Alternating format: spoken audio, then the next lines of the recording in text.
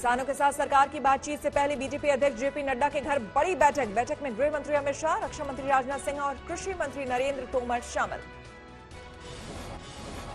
सरकार ने बनाई बैठक की रणनीति, सरकार एमएसपी को लेकर किसानों को आश्वस्त करने की करेगी कोशिश।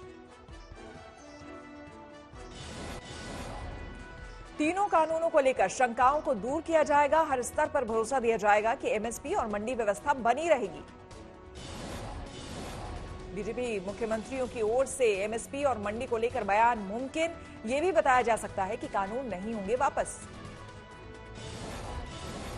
किसानों से आगे की बातचीत भी जारी रहेगी, इसके लिए कोई समिति या अन्य व्यवस्था की पेशकश हो सकती है। किसानों से बातचीत के लिए सरकार की नई पहल, आज दोपहर 3 बजे बैठक के लिए दिया न्योता, राजनाथ सिंह की अगुवाई में होगी बैठक। दिल्ली के विज्ञान भवन में किसानों से बातचीत का प्रस्ताव, केंद्रीय कृषि मंत्री नरेंद्र सिंह तोमर और केंद्र सरकार के कुछ और मंत्रियों के भी राजनाथ सिंह के साथ मौजूद रहने की उम्मीद।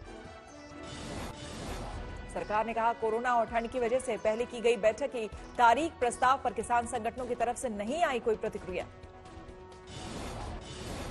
सरकार की तरफ से बात का प्रस्ताव मिलने पर किसान खुश, सिंगू बॉर्डर पर बटी मिठाई।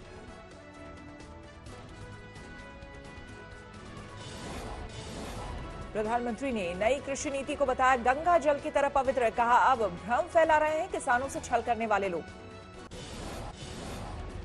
सरकार के बाद के प्रस्ताव पर किसान एक राय नहीं, भारतीय मजदूर किसान संघर्ष यूनियन के ज्वाइंट सेक्रेटरी सुखविंदर सिंह का बयान, सरकार फूट डाल रही है।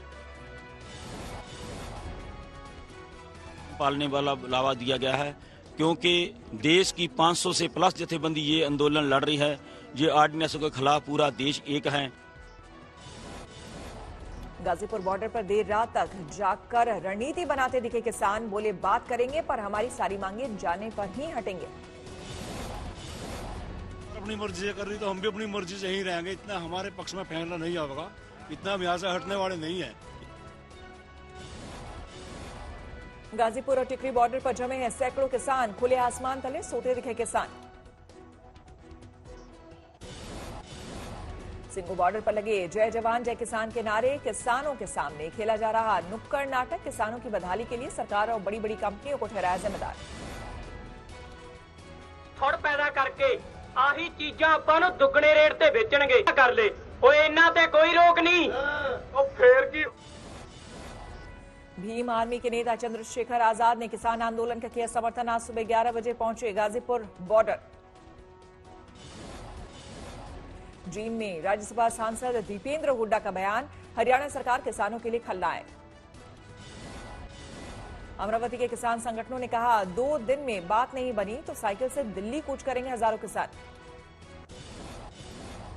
ग्रेटर हैदराबाद नगर निगम चुनाव के लिए आज हो रहा है मतदान, सभी 150 सीटों पर बैलेट से डाले जा रहे हैं वोट, 11 बजे तक पड़े करीब 9% vote. Greater Hyderabad municipal corporation के चुनाव में असदुद्दीन ओवैसी ने डाला वोट, लोगों से की ज्यादा से ज्यादा मतदान की अपील।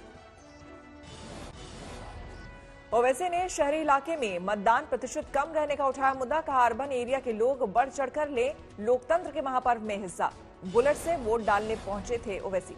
ओवैसी ने कोरोना काल में चुनाव के दौरान प्रशासन के इंतजामों को सराहा, बोले हैदराबाद बदलने वालों से मेरी जंग, बैलेट मतदान से दिखे खुश।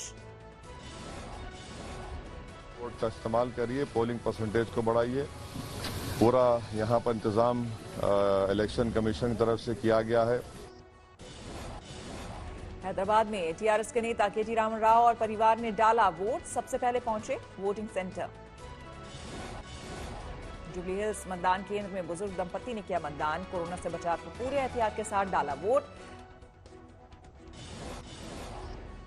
ग्रेटर हैदराबाद निकाय चुनाव में जी किशन रेड्डी ने भी डाला वोट, काचीगुंडा से में किया मतदान। हैदराबाद में वोटिंग के लिए सुरक्षा के जोरदार इंतजाम, 22,000 से ज्यादा पुलिसकर्मियों की तैनाती। मतदान से पहले तिरुपति बालाजी के दरबार में पहुंचे बीजेपी नेता भूपेंद्र यादव की पूजा, जीएचएमसी चुनाव में बीजेपी के प्रभारी हैं भूपेंद्र यादव।